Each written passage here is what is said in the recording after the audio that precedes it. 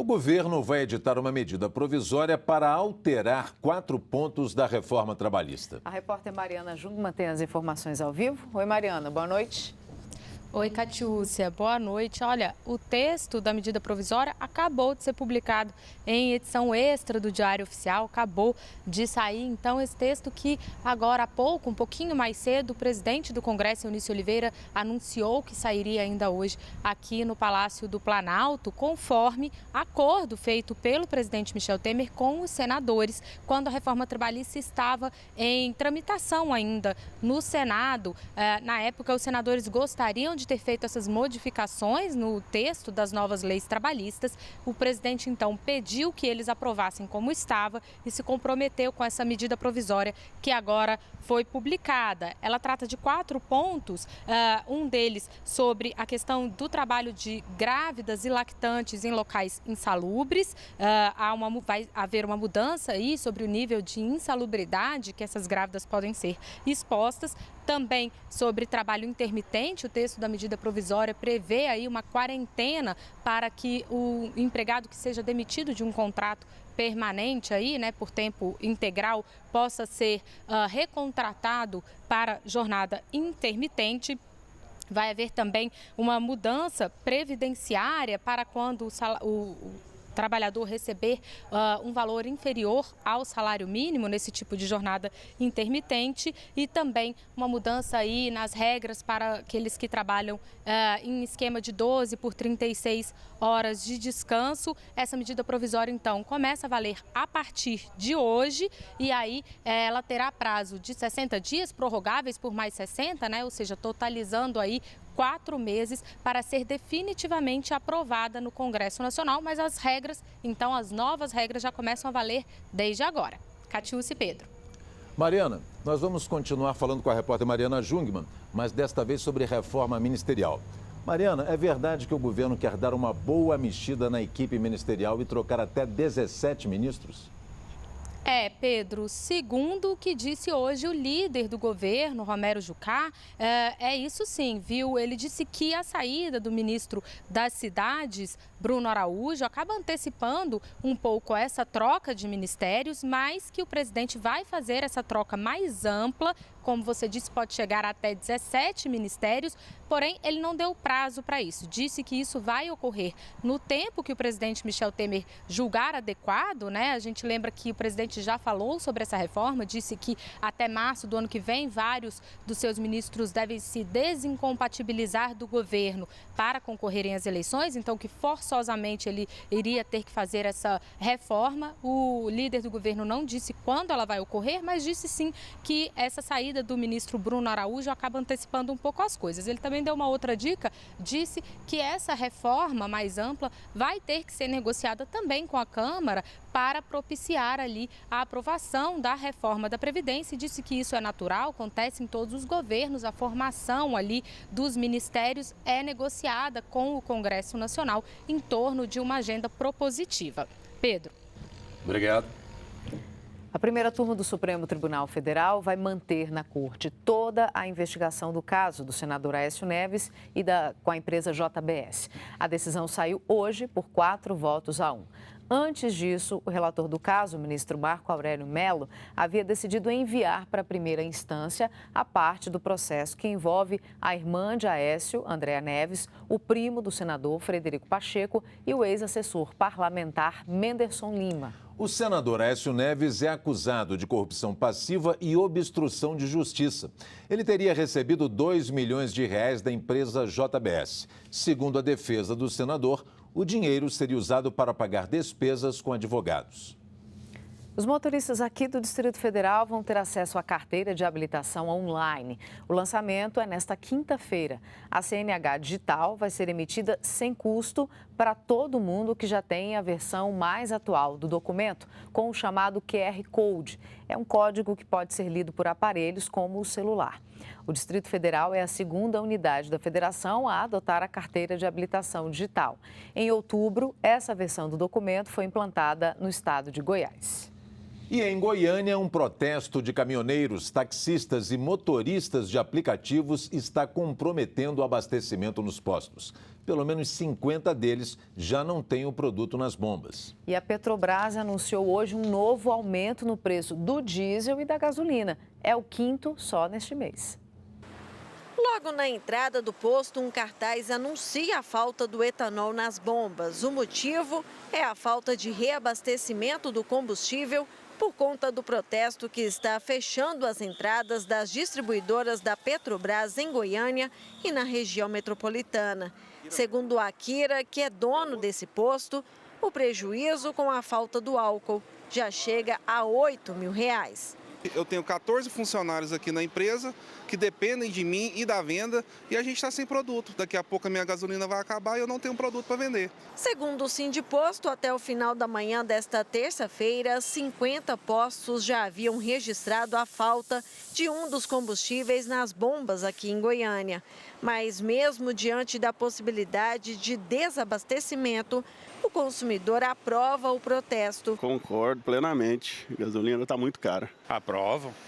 Hoje ninguém está enchendo tanque. Eu mesmo estou botando aí R$50. Mas se anda 2 dias, tem que abastecer de novo. Já o Sindiposto reafirma que não existe cartel em Goiânia, mas sim um alinhamento natural dos preços. Só a Petrobras que fabrica, que produz o combustível. É um monopólio.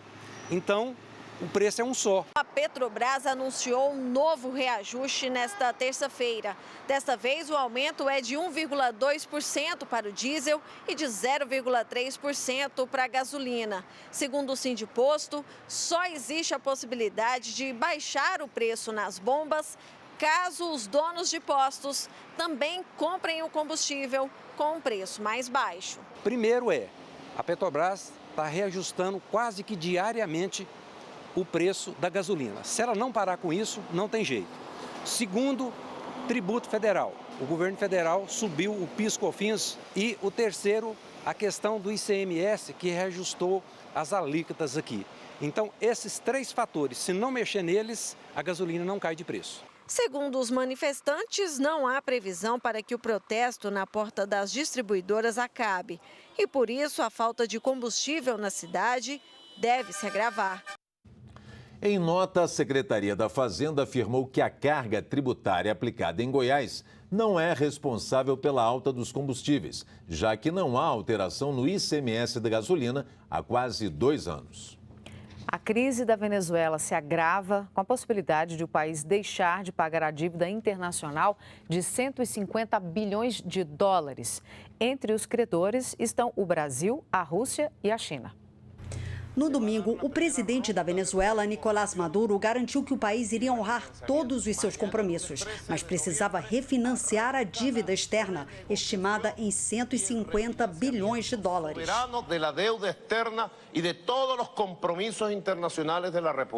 Uma reunião com credores foi convocada para segunda-feira, mas o governo não fez propostas concretas. O vice-presidente, Tarek El Assaimi, culpou os Estados Unidos e a oposição venezuelana pela crise econômica e social do país.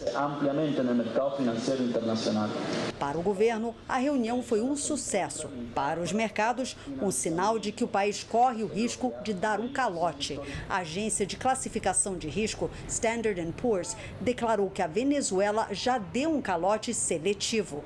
Deixou de pagar um vencimento de 200 milhões de dólares no domingo. Está atrasada no pagamento de outros 420 milhões.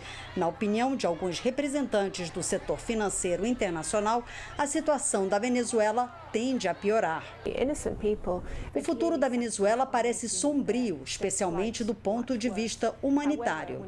Dona da maior reserva mundial de petróleo, a Venezuela enfrenta uma inflação anual superior a 800%, além de desabastecimento.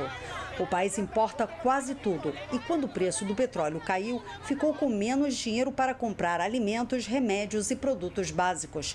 Soma-se a isso o crescente isolamento do governo, que é acusado de reprimir a oposição para se manter no poder.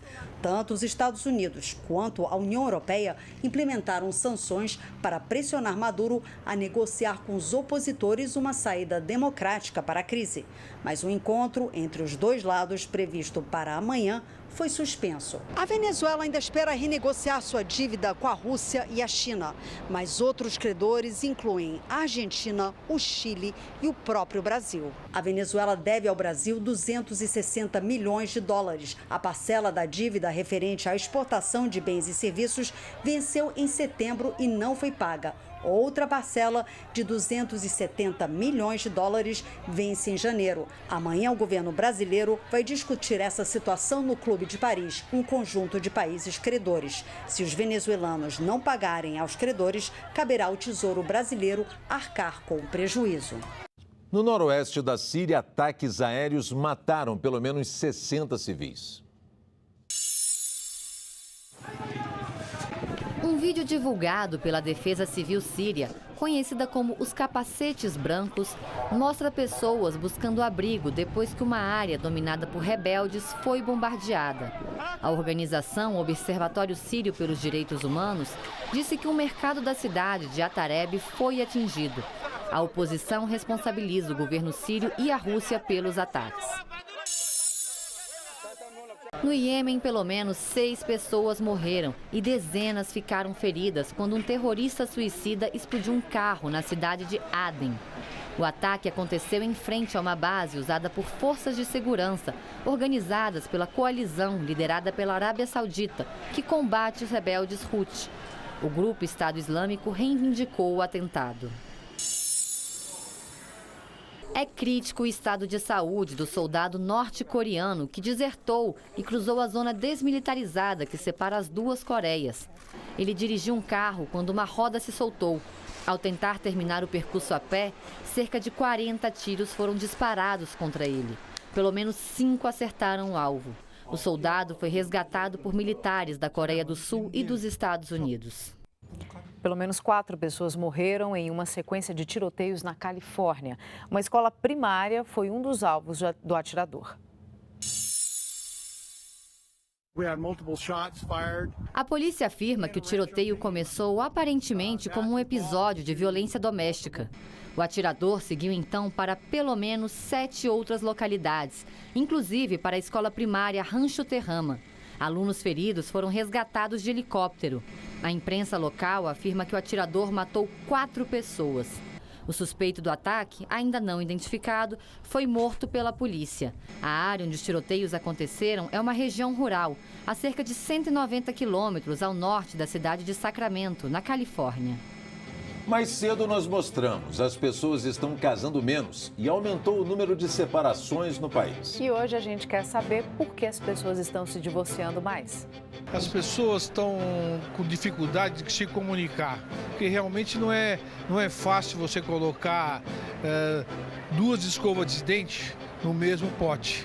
Entendeu? Então precisa ter assimilação de uma parte, de a outra, aceitação. Entendeu? Isso é muito difícil hoje, né? Hoje em dia, acho que é cumplicidade, fidelidade, companheirismo, está deixando de existir nos casamentos. Estamos ao vivo também pelo Facebook. A Márcia Campos, de Vitória, está acompanhando e ela respondeu a nossa pergunta do dia. Ela disse, que o divórcio está aumentando porque talvez as pessoas estejam deixando as máscaras caírem. E de Promissão, São Paulo, Patrícia Carvalho postou. Antigamente, a família ensinava que o casamento era para sempre, não importando em quais condições, e as mulheres eram discriminadas se optassem pela separação. Hoje, já não tem tanta pressão da sociedade. Participe das nossas perguntas do dia, twitter.com/repórterbrasil. A seguir, o gabarito do Enem saiu mais cedo e já está disponível para os candidatos. E ainda, o Dia Mundial do Diabetes lembra os cuidados para evitar a doença. É daqui a pouco.